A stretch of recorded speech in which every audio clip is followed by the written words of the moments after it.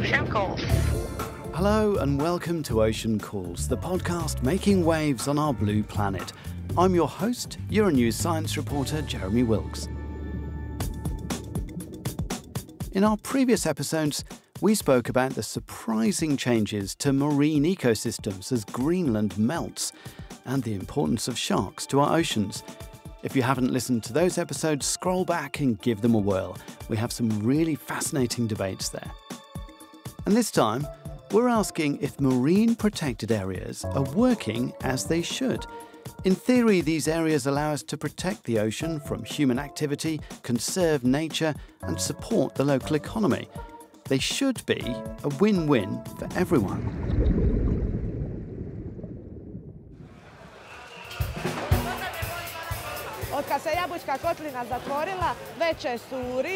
Since they closed the Jabuka pit, the fish around it have grown bigger.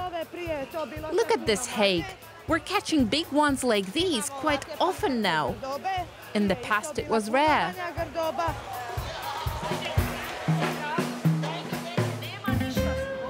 There you hear a happy fishmonger in Croatia, where setting up a well-managed marine protected area has allowed the recovery and sustainable exploitation of healthy fish stocks.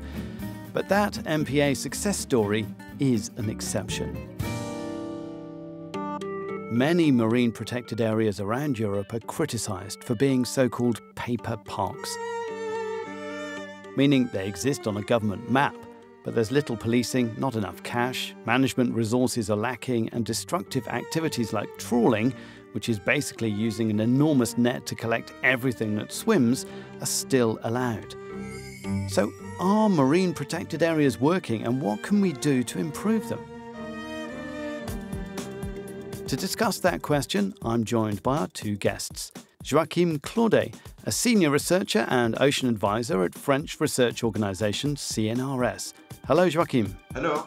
And Purificació Canals, the president of MedPAN, which is the network of marine protected area managers in the Mediterranean. Hello, Puri. Hello. And at the end of the episode, we have our regular Ocean Favourite segment, when a famous person tells us about their favourite ocean species. In this episode, we hear from Ingrid Newkirk, the founder of campaign group People for the Ethical Treatment of Animals, also known as PETA, telling us all about a very special fish. It's a fabulous story worth waiting for. Joachim, incidentally, we discovered, after we'd identified you as an important person to talk to, that you're actually related to our editor-in-chief. Can you explain? Yes, Sophie Claudet is my sister. So our boss is your sister? Yeah. Oh, this is just such an extraordinary coincidence. It is. Anyway, we won't let that cloud our judgment. Thanks for being with us on Ocean Calls. I just want to start with a pleasant question, I suppose, about marine protected areas. Have you got a favourite, Joachim? Have you got a favourite marine protected area? I guess, yes, for various personal and professional reasons, but maybe my favorite one, it's called the Cerber-Banyuls Natural Marine Reserve. So it's an MPA, a marine protected area, so we call it MPA, very close to Perpignan, south of France, so close to the Spanish border in the Mediterranean Sea. What's it actually like when you go there? Do you go there regularly? And if so, what do you do? Yeah, unfortunately, I don't go there as regularly as I was doing before because I'm too busy with other stuff. But when you go there and you enter the marine protected area, you see the Mediterranean Sea as it might have been before. It's full of fish and full of big fish. And as soon as you go outside of it, you see the Mediterranean Sea as most of the people are used to see, with very few fish and very small ones. Puri, do you have a favourite MPA? Well, I have several, but maybe the one I will mention, I think, is the National Park of Cabrera in the Balearic Island, because this is a special MPA. It's one of the few that is not only coastal and has huge surface of pelagic ecosystems. And when we look at the distribution of MPAs in the Mediterranean, one of the challenges is to take care of those ecosystems that are far away from the coast. What's it like when you go there? Do you feel that you're in a protected area? Well, first of all, I think the main advantage is that since this is a small island, it is not in the main island. It's not Mallorca. If you are in Mallorca, it's very crowded. So, but to arrive there is already a process of being apart from the crowd and the tourist dynamics.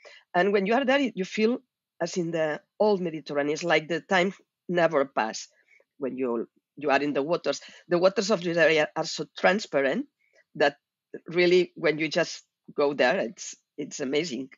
Joachim, when did MPAs as a concept emerge? Is it kind of a 20th century invention? Yeah, so the protected areas on land existed for already quite some time. They started in the US with the Yellowstone Park, but then it's after World War II, where fishing had to stop in the Northern Atlantic, that people realized that fish stocks were in a much healthier state than they were before, while people were thinking that marine resources were inexhaustible, that it was possible to fish and fish and fish, and there would still be fish in the sea to be fished. They started to realize it was not the case, so it was after the World War II and beginning in the 50s and the 60s. So inside marine protected areas, there is more diversity. Fish are bigger, there is more fish, so the whole ecosystem is healthier. So both fisheries benefit and socioeconomic benefits, because the fish that are bigger and more abundant inside the MPA, they can, what we call, spill over the MPA boundaries, the marine protected area boundaries, contribute to fishing and attract tourism and make the whole ecosystem around the MPA in a more healthy state. What you're describing sounds like a protected area. I mean, obviously the clue's in the name, marine protected area. Yes. But as far as I've understood, there is a massive problem with enforcement, that these are not areas with a load of kind of nature police sailing around them, making sure that nobody goes in there and messes around with ecosystems. And if I may, the problem is a bit more vicious than just a problem of enforcement. So all the scientific evidence backed up how those conservation tool could be effective. And then in policy discussions at, for example, the CBD, so the Convention on Biological Diversity, where countries, states go together and decide on what they should be doing all together to contribute to more effective biodiversity conservation globally. Because of all that, they decided to go for more marine protected areas, because the scientists showed how effective they could be. And so they agreed first to cover coastal and marine waters by 10% of MPAs in 2020. But now the target is 30% of marine protected areas in 2030. This was backed up by scientific evidence once again. But the problem is, to achieve those targets, many countries established a lot of very large marine protected areas that have protected only the name. And very often it's not a problem of lack of management, while it can be, but very often some MPAs are managed. They have a budget, they have staff, they do consultancies among different ocean users. So the fishers, they talk with the divers, they talk with the sailors, they receive schools, they do advocacy. So they do nice work. They do monitoring, so they count how many fish there are, they control the water quality, etc. So they are managed. But they don't have regulations that forbid or restrict human activities that can have an impact on biodiversity. So in many managed marine protected area, trawling, which is the most damaging fishing activity at sea, is not regulated. So you can just go and trawl in MPA off the coast of France and nobody's going to bother you. Exactly. And on the paper, it's not because it is not managed, because this is not forbidden. It is just that the regulations are not in adequacy with what is supposed to be the objective of a marine protected area, which is the conservation of biodiversity. Let's bring in Puri on this. Do you agree with this picture that Joachim is painting of a kind of twisted system, actually? I agree with what Joachim said, but I will add something that I think is relevant. You can have all those different objectives for MPAs, but if the number of MPAs and the surface is too small, the results will not be good enough. So you mean having a couple of square kilometres around a particular reef or something, or particular habitat doesn't make any sense? Is that what you're saying? No, it makes sense locally, but it doesn't change globally. It makes sense locally. A reef in front of a city, it makes sense to protect. But you cannot think that because you are protecting this small reef, you are having a huge impact in the Mediterranean. So there is a factor here that is very important, which is connectivity. And to guarantee connectivity, you need to have big surfaces in those MPAs. And most of the MPAs in the Mediterranean are really, really small. So I'm not saying that doesn't have any impact. They have some impact, but much less than what they could have. And if you have a small MPA and you allow a lot of activities, it's very difficult. It seems to me that there's a couple of different things coming in, though. There's that you're talking about the size, which was possibly fixed by the 30% of marine areas protected by 2030 goal. But then there's also the quality. So there's the enforcement and making sure that you can't go trawling and whatever through those areas. What do you think about that? Yeah, it's both elements. So I really think that in most cases, it's good to have MPAs with a strong involvement of the local communities. And often those communities are practicing activities such as fishing for a long time. I'm not against this. I think it's good, but then the regulation has to really be strong and has to be properly applied, because otherwise the MPA is just a paper park. We need to have MPAs that are strictly protected and nothing can be done. We need to have MPAs in which you can allow some other activities, but this has to be put at the right size, and taking care of the connectivity. So this systemic approach is what is missing today in the systems of MPAs. Did you know that as of today, MPAs cover only 12% of the European Union seas, and less than 1% are strictly protected? I want to go back to something you talked about, which was engaging local communities. And often in conversations about these sorts of things, we hear that terrible word in English, stakeholders, which basically means people who are generally interested by this or have some activity in it. Who are the stakeholders in MPAs? Who are the key characters who are in there trying to influence how decisions are taken? Yeah, the key stakeholders are mainly, first, I would say the fishermen, the fishers communities, not only men. The community includes men and women. So these communities, then I will also say, especially in the Mediterranean, the tourist sector is one of the key stakeholders, but also the divers. But then you've also got newcomers like the wind industry, right? And not only the ones who are fixed to the bottom, but also the floating wind guys are starting to get in big scale as well. And they're going to want to go in those areas too, aren't they? Yeah, exactly. That's one of the main challenges today, is that there are more and more expectations of exploitation of the marine environment. And this opens the door to other sectors that traditionally were not there. So when we talk about the energy sector, initially we were thinking on the energy sector mainly on gas and oil extraction. Yeah, those are still there, but now they are newcomers, such as you say, these wind farms. Can they exist in a marine protected area? Could you have a marine protected area that was also a wind farm? Joachim? Yes. In the EU and elsewhere, but especially in the EU, MPAs can involve any kind of activities. I would like to stress something about this coexistence of MPAs with wind farms. So for me, it doesn't make any sense to produce clean energy by destroying or affecting marine ecosystems. I'm saying it's not the case everywhere. There are places in which may be compatible. But in general, my advice will be put the wind farms outside MPAs. Because, one of the principles for the conservation is to ensure the resilience of the ecosystems.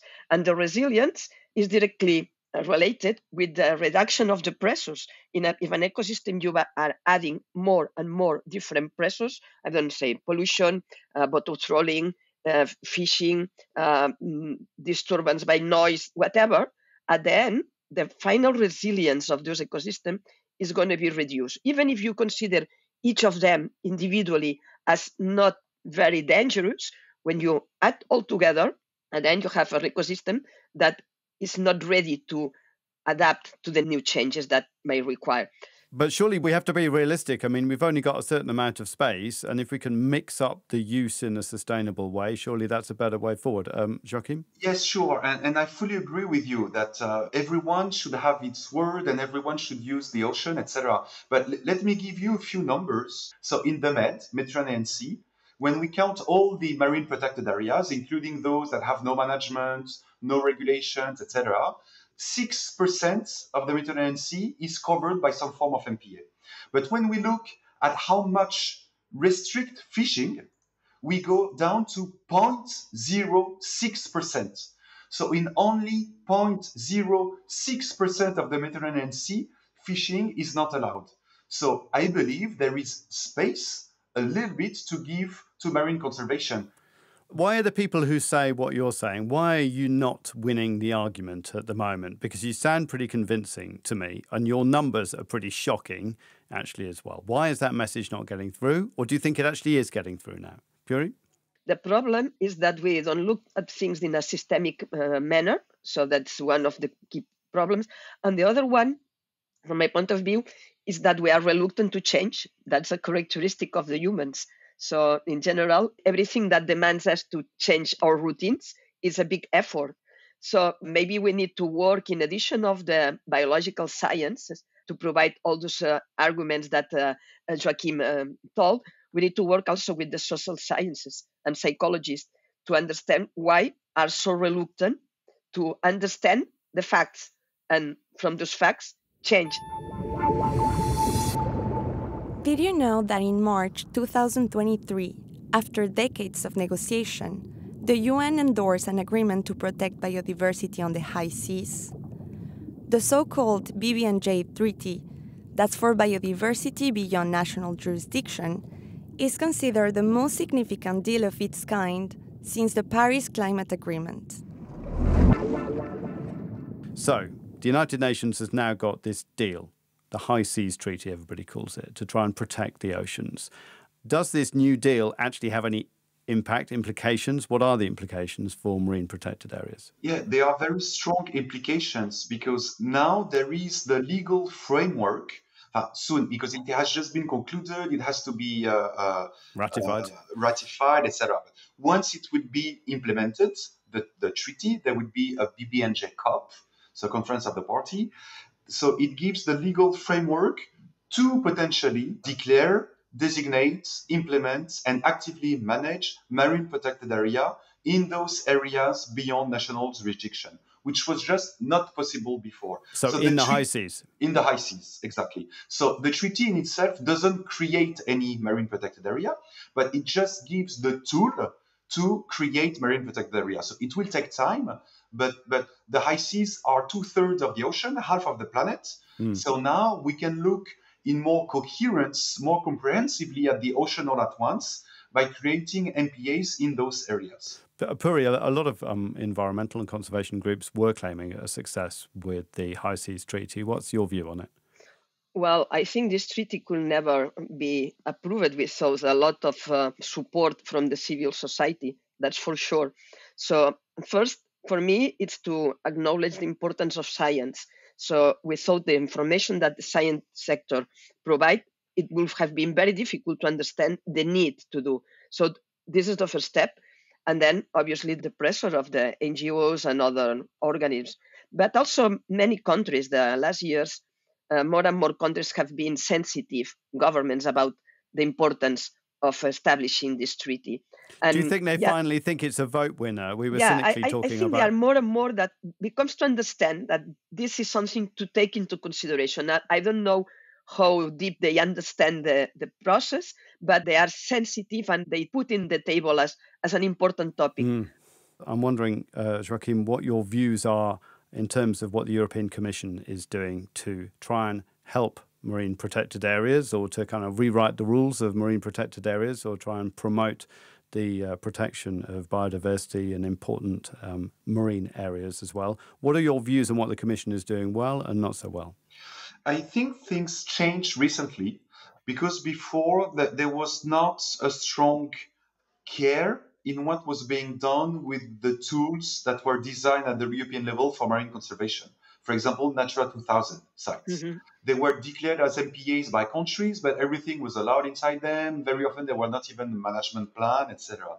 But then many scientists have shown how poorly protected they were. And now the EU, for example, for 2030, has a very ambitious target, which is larger than the one that has been agreed for the CBD, because it's 30% of MPAs in 2030, but 1/3 of those, so 10%, 1/3 of those need to be strictly protected. So it's the term of the EU. And for the EU, strictly was no fishing, so no extractive activities. Is that even possible? I think, yes, when countries decide something, it's possible, So it's really a question of political will, of communication, of recognition of the benefits, of recognition of scientific evidence.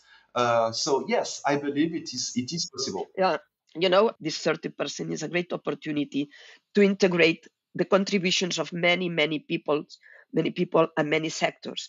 So this should be seen for me as from the government as the opportunity for them to not do it alone, but to work with the society to reach these targets, both the 10% of strict protection and the 30% with a more large approach. Did you know that by expanding the world's MPAs by just 5%, we could increase fish catches by at least 20%? That's 9 to 12 million tons of seafood per year, worth up to 19 billion euros.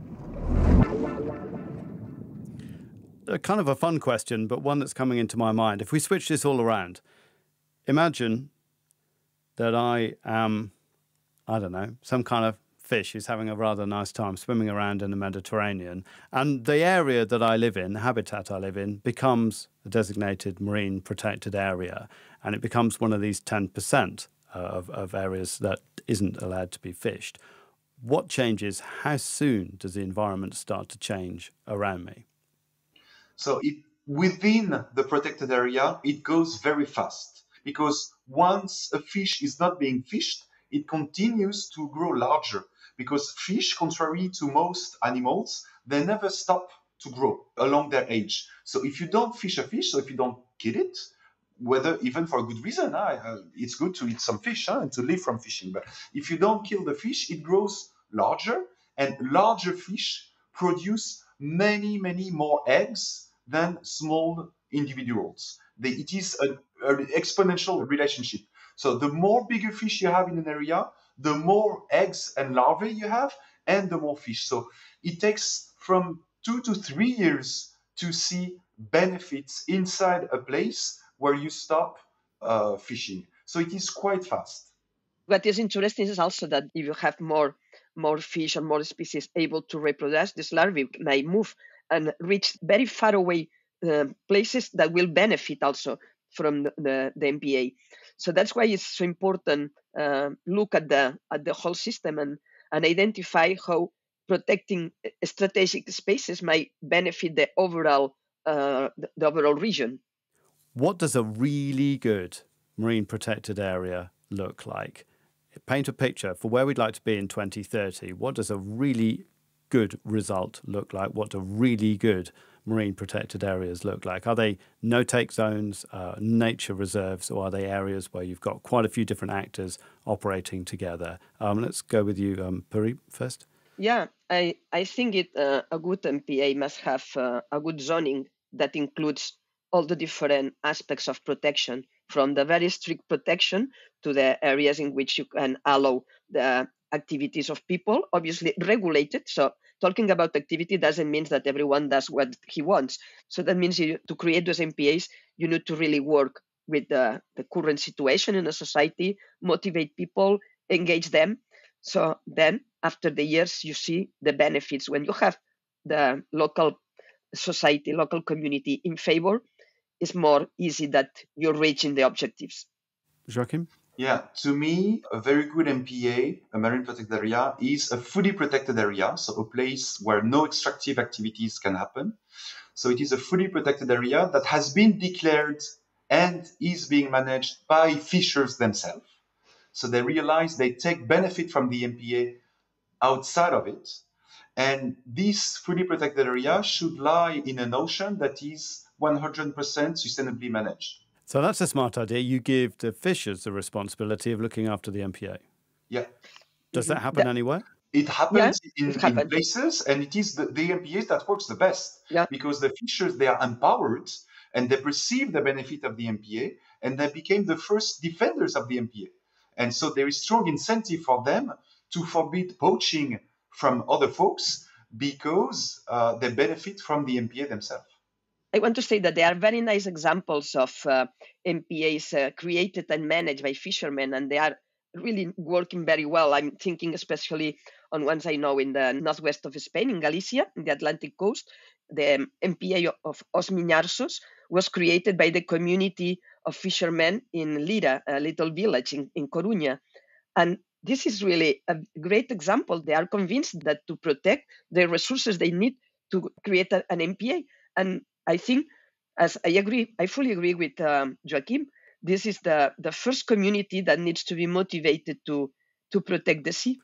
If you could declare an MPA today and you had a unilateral power, where would you declare it, Joachim? So I won't make a lot of friends probably, but I would declare the whole high seas as a fully protected area. So no fishing in the high seas. And just so you know, half of the fishing in the high seas is profitable only thanks to subsidies by states.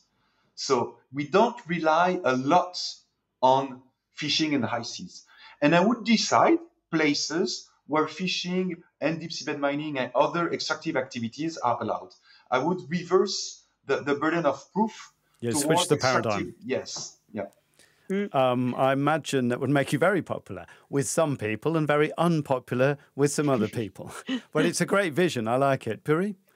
That mine is not so different, because we should demonstrate when we want to do an extraction, an activity, for instance, we should prove that your activity is not going to damage the ocean. And starting by the point that everything is protected, and if you want to do something, prove that you will not create a damage. I think we need to move towards this thinking.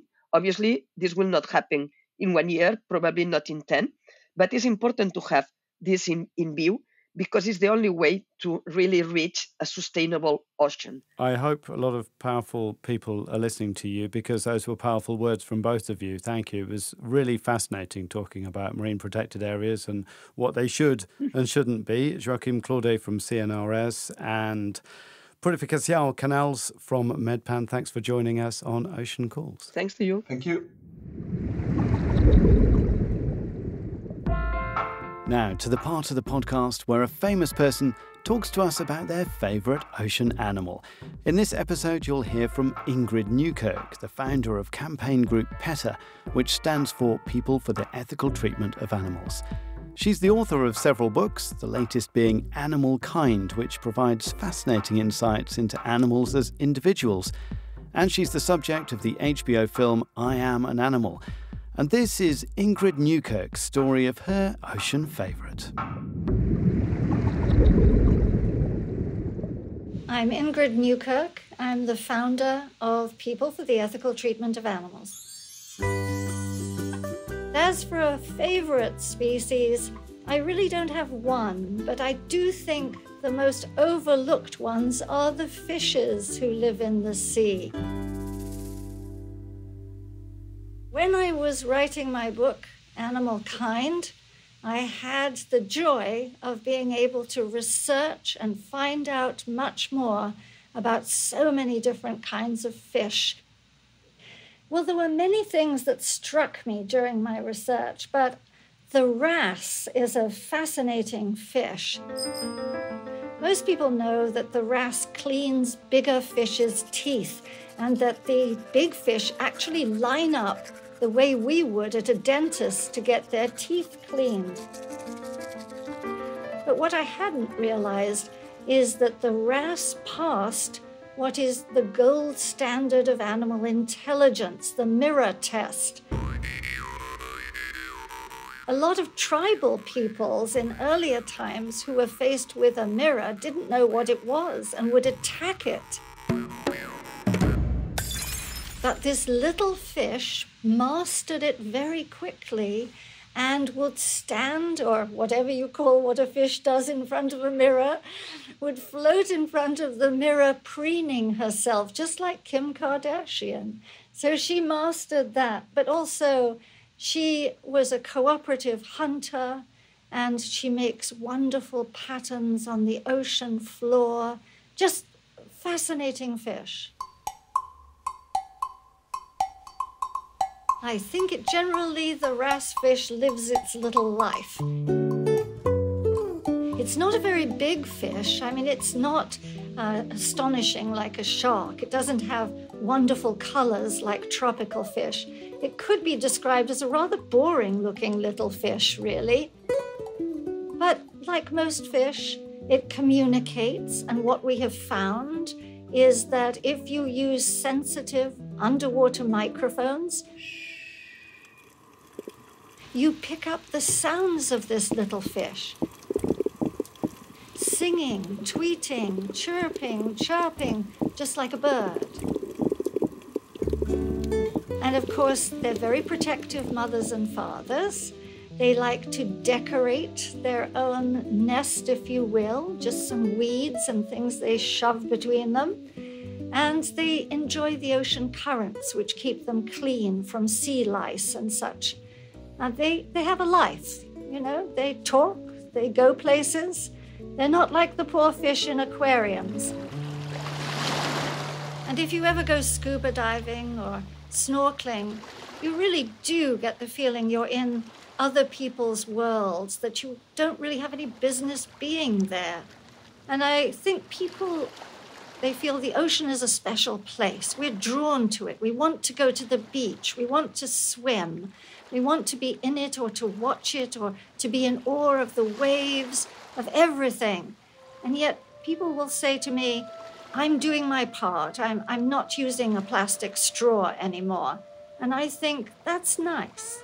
But that is honestly the least you can do, because it's all that discarded fishing equipment, commercial fishing equipment, that is destroying the oceans. Our plastic, everything is destroying the oceans. And we don't want that marvelous ecosystem to be polluted, to be more polluted, and to become sort of a waste pit.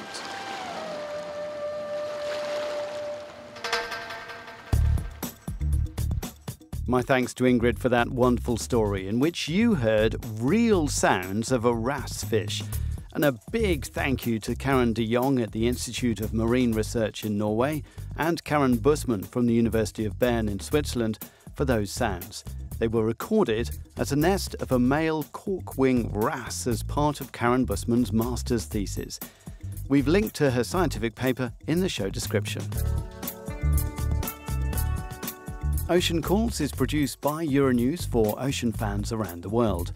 I'm your host, science reporter Jeremy Wilks, and this series is produced by my colleagues Naira Davlashyan and Natalia Olsner. The theme music is by Gabriel Dalmasso. Editing and sound design is by Jean-Christophe Marceau, and mixing is by Mathieu Duchesne. Our production coordinator is Caroline Lab, and our editor-in-chief is Sophie Claudet. The Ocean Calls podcast is made possible by the European Commission's Directorate General for Maritime Affairs and Fisheries. You can find out more about our guests by following the links in the description. You can listen to Ocean Calls on Apple, Spotify, Castbox, or anywhere you listen to your podcasts. You can find out more on euronews.com and watch our sister TV show called Ocean on euronews.com/ocean. It's fantastic viewing. Follow world news from a European perspective on euronews.com.